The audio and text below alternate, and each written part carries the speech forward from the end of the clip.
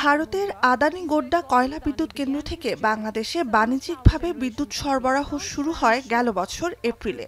দেশে উৎপাদিত বিদ্যুতের চেয়ে আমদানিকৃত বিদ্যুতের খরচ তুলনামূলক কম হলেও আদানির রপ্তানি করা কয়লা বিদ্যুৎ দেশের সবচেয়ে ব্যয়বহুল বলে বিতর্কও কম হয়নি।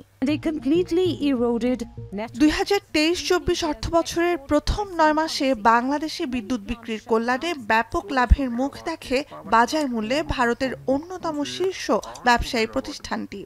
ঝাড়খণ্ডের 1600 মেগাওয়াট উৎপাদন ক্ষমতা সম্পন্ন আদানি বিদ্যুৎ কেন্দ্র এতদিন শুধু বাংলাদেশে রপ্তানির লক্ষ্যে উৎপাদন করলেও দুদিন আগে পাল্টেছে দৃশ্যপট।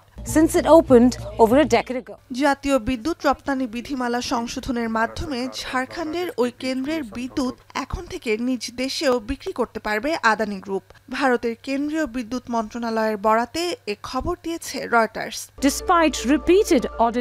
মঙ্গলবার প্রকাশিত প্রতিবেদনে বলা হয়, প্রতিবেশী একটি দেশে বিশেষভাবে বিদ্যুৎ বিক্রি বিষয়ক 2018 সালের একটি বিধিমালা সংশোধন করেছে ভারত সরকার। ফলে বাংলাদেশের পরিবর্তিত রাজনৈতিক প্রেক্ষাপটে আদানি গোড্ডার কয়লা বিদ্যুৎ শতভাগ বাংলাদেশমুখী থাকছে না, বরং সম্ভাব্য ক্ষতির ঝুঁকি এড়াতে এখন থেকে ভারতের অভ্যন্তরীণ বাজারেও বিদ্যুৎ বিক্রি করতে পারবে প্রতিষ্ঠানটি।